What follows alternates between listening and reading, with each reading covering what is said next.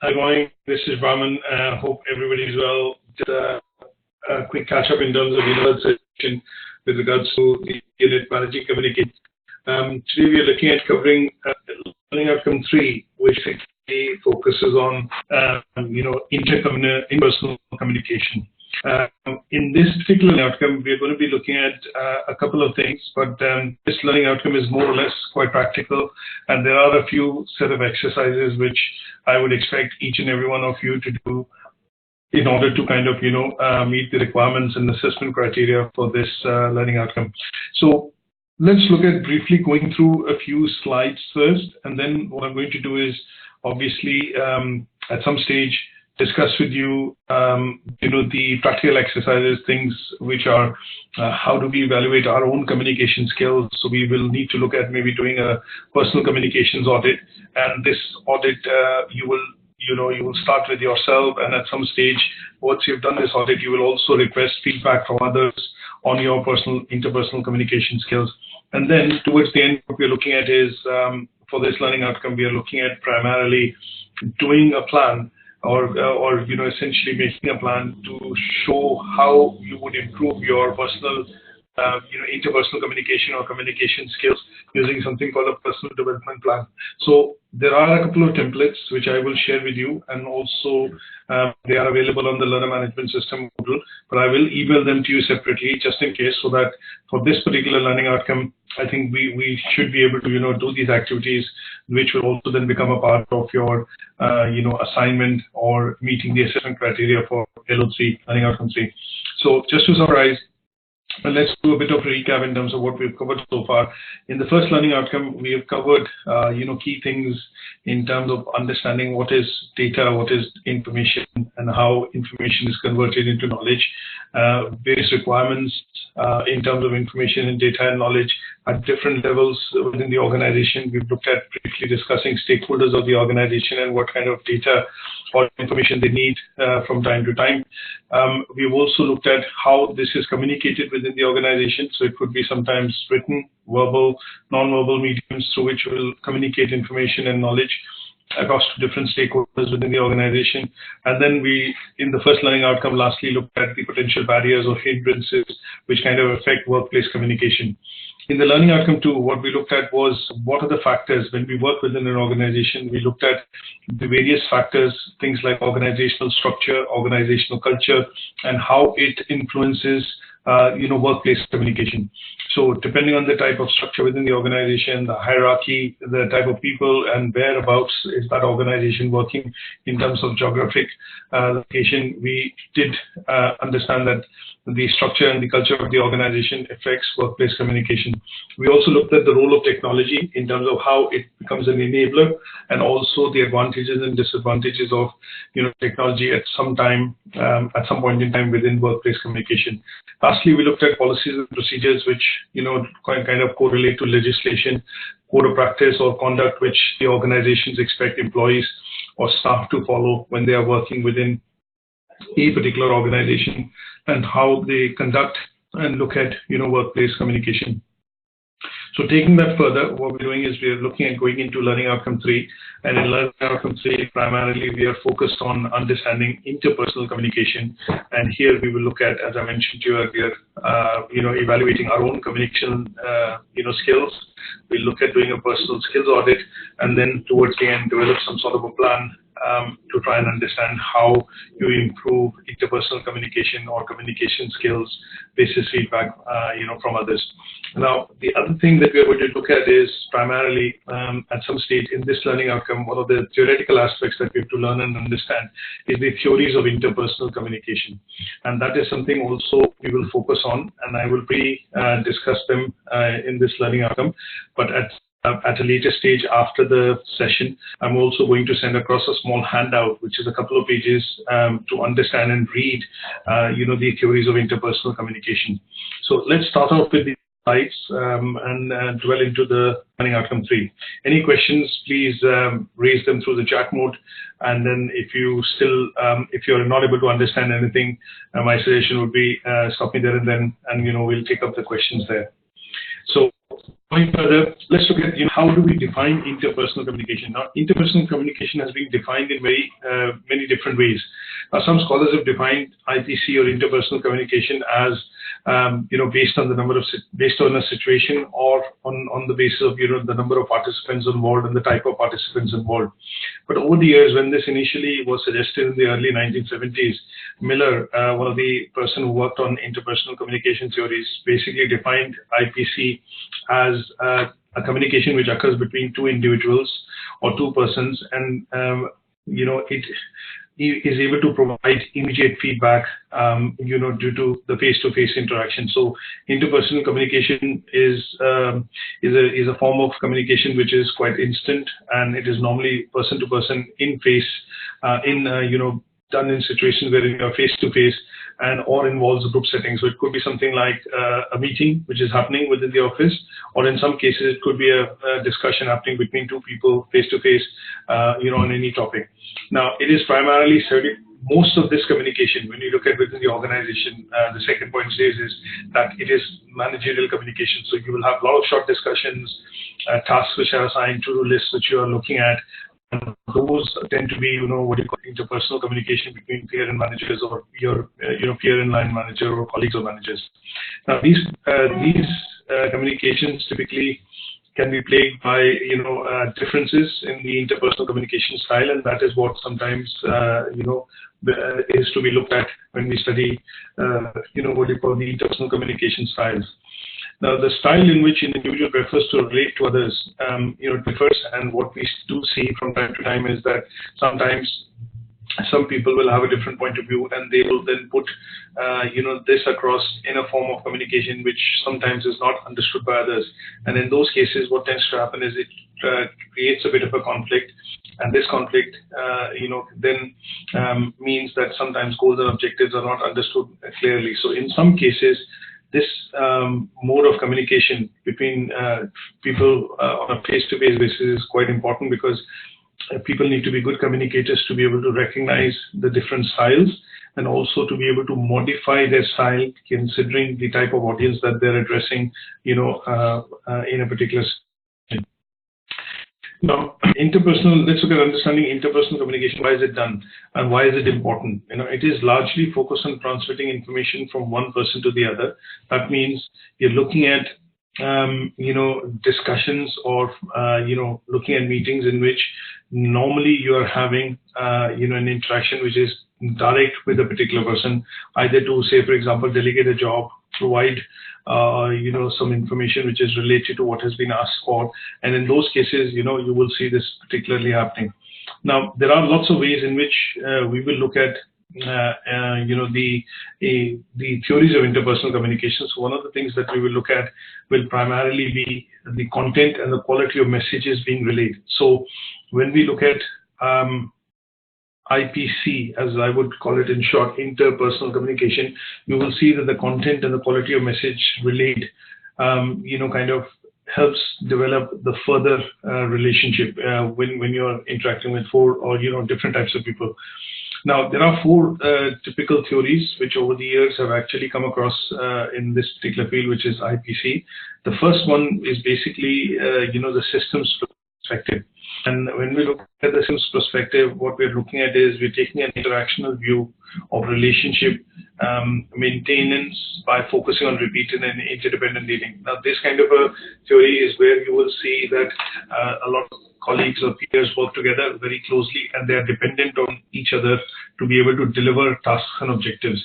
The second theory that we look at in this case would be something called the Politeness Theory, which means that it clarifies strategies to individuals using face-to-face interaction, or some sort of a desired public image. So here, what you will see is that in the Politeness Theory, typically you will see managers giving out tasks or delegating tasks to their teams and individuals in order to ensure that the work is properly understood, and then the goal and objectives are achieved and met. The third theory that we will look at briefly telling you about here would be social exchange theory, which primarily looks at evaluating relationship on the basis of rewards and costs. That means here there is a bit of a understanding between the working individuals or the manager and the individuals, is that if you're able to complete goals and objectives, then you're able to receive rewards in return, for the work which you've been able to accomplish for the organization. So here the benefits, the ratio of benefits to drawbacks explain where the relationship would go and whether it will continue or not. The fourth type of theory that we look at is dialectical perspective, and this basically describes contradictions between individuals which allow them inevitably to develop personal relationships, and in some cases how management then manages these contradictions to predict whether this relationship will be a success or a failure. So these kind of theories you will see primarily being adopted in situations wherein you will see, say for example, two organizations come together or two departments have been asked to work on a particular project, and what will happen is there will be some contradictions because there is no overarching authority with one particular department to be able to kind of monitor and maintain course to achieve that objective. So in this case, what will happen is there will be some contradictions, there will be some conflicts, but here the management then steps in to kind of help do away with those contradictions and help predict, help basically develop a relationship. Now, this theory does not define whether this relationship would be a success or a failure, but in some cases, is used by organizations to kind of, develop this into an aspect wherein they kind of come out with a success rather than a failure. Now, some of this bit I've explained here, which is in terms of, on the slides, talks about, interpersonal communications largely are focused on transferring information, from one person to the other, and different combinations of knowing and not knowing are necessary facts which affect the communication. So the four combinations could be the arena as they're defined in terms of the four different theories. Now, arena is an area where most conducive because effective interpersonal communication, IPC, is quite effective and it develops relationships for long term. This information, is known to both the sender and receiver. That means two people interacting, and in this case, it is quite effective. The second type that we look at is blind spot, in which what tends to happen is that the information being sent by the receiver is not received by the sender.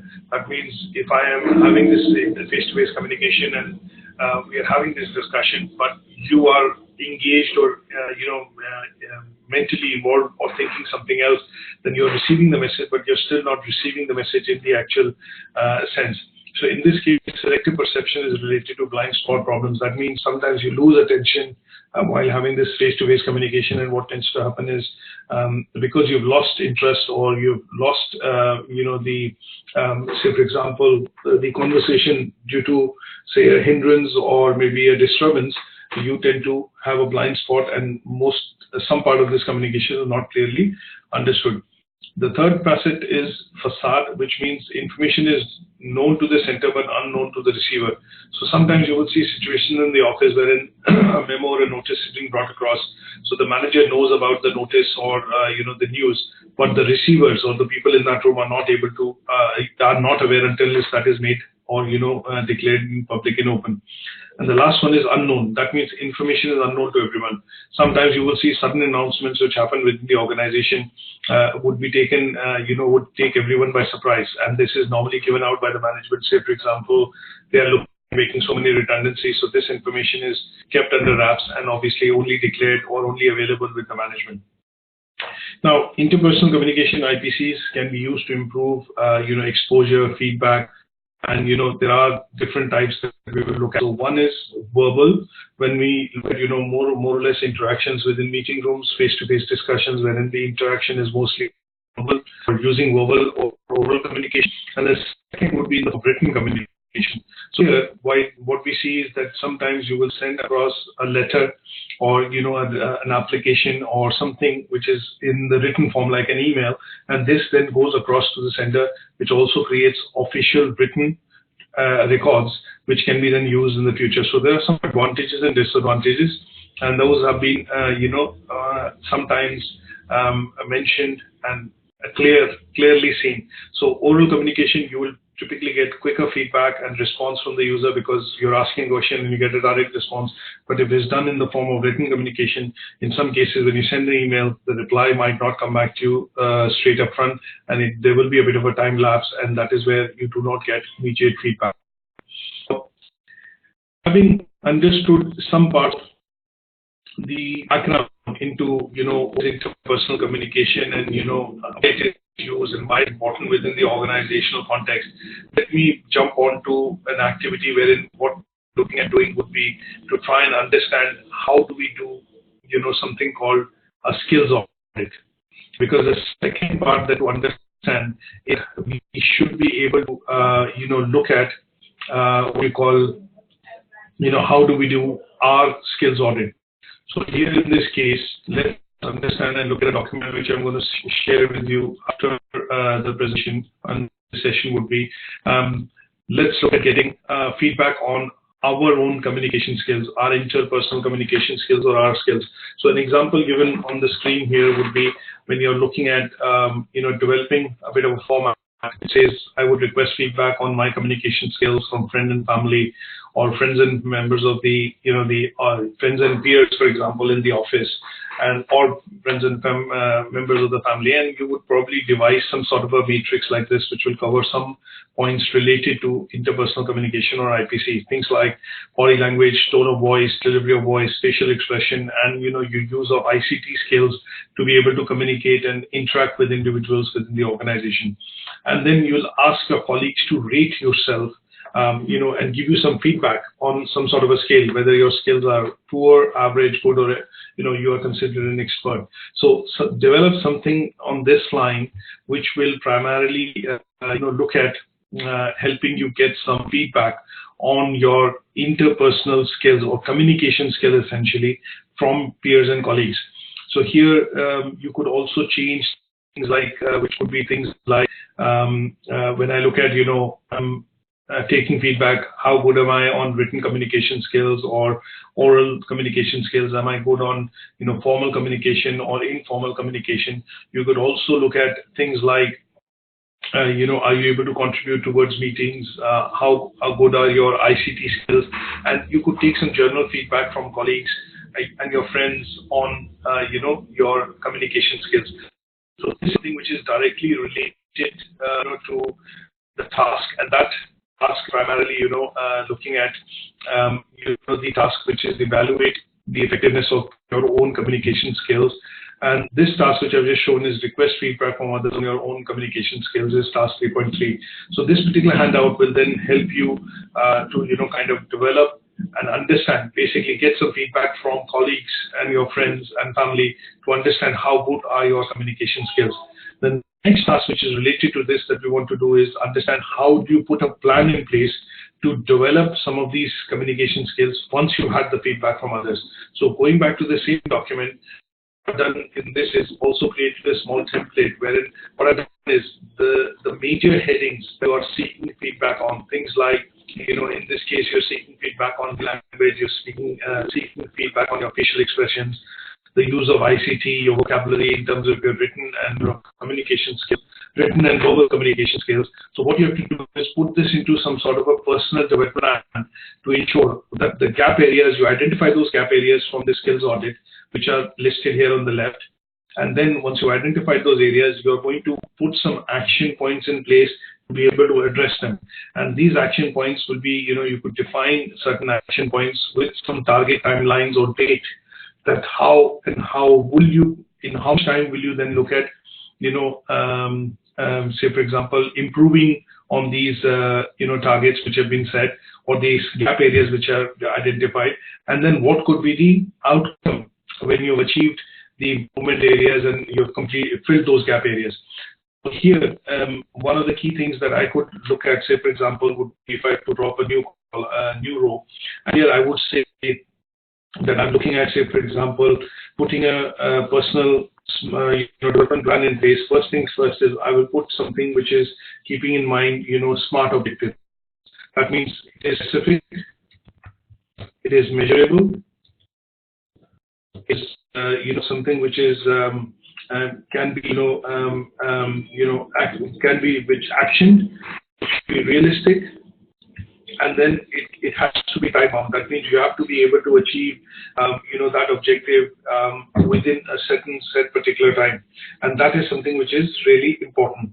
Now, when you look at that, what you could do is, when you've identified, these, you are basically looking at understanding, the putting together of this, the personal development plan in the form of something which is smart.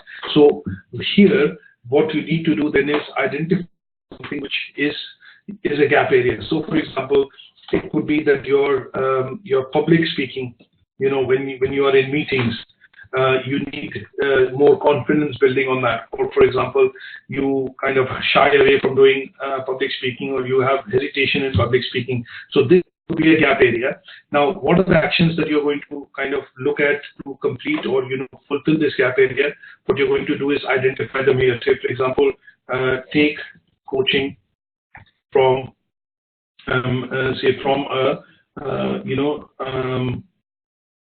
expert speaker, right?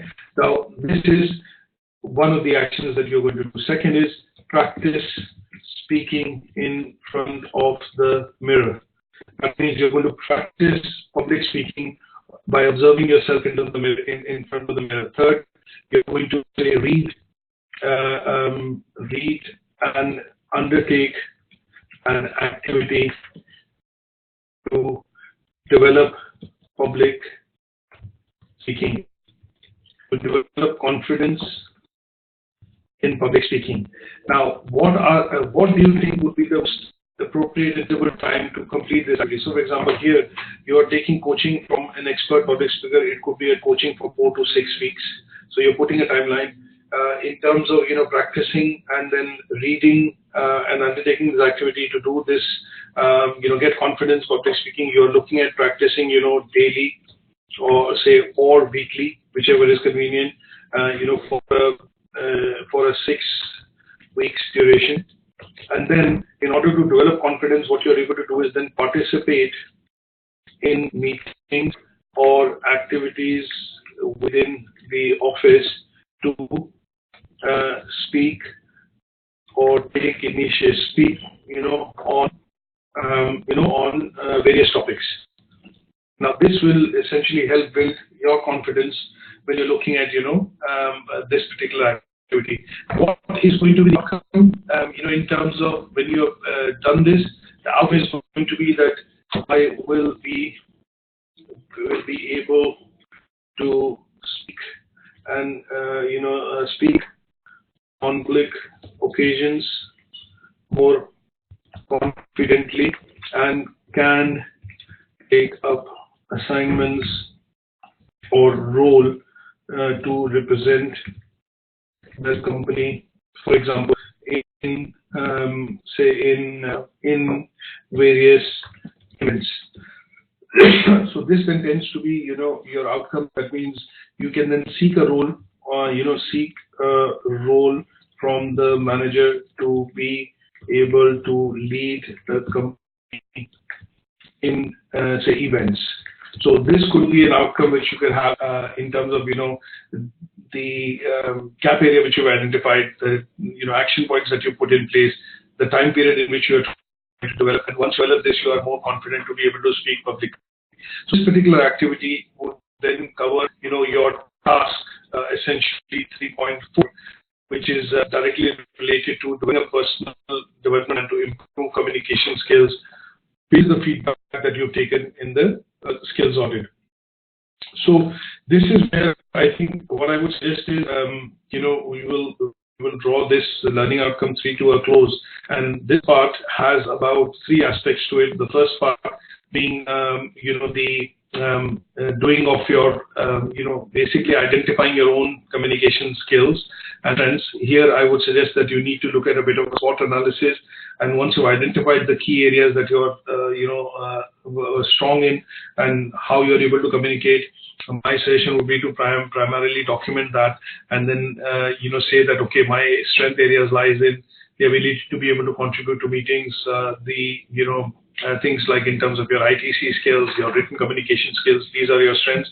Once you've identified that, we look at understanding the role of interpersonal communication theories, IPC, and these theories, typically I'll send you a handout which will explain a bit more in detail about the 4 theoretical models that we've looked at, like the social network theory. We've looked at, uncertainty reduction model, the attribution theory, and the expectancy value model. The third task basically looks at understanding how you will get feedback from others on your communication skills, and for which I suggest that you develop some sort of a format which will help you get feedback on your own skills. And the last would be to develop this into the gap areas identified should then be developed into a plan which looks like a personal development plan with clear identifiable parameters, and it should be a smart plan. So those smart parameters would be gap areas that you've identified in the audit. What actions are you going to take? What target date are you going to set? And then once you've achieved them, what will be the outcome? So once you're able to put that together, that will complete your learning outcome 3 under the unit Managing Communication. I hope this session has been useful, and for those who have not been able to attend, I will forward a copy of this recording and the handouts, for the interpersonal communication theories and the skills audit, which will help you cover learning outcome 3. Any questions and suggestions, more than welcome. Please drop me an email after the session or later today, and we will pick them up before we start learning outcome 4. Thanks so much for attending, and this is Raman signing out. Bye for now.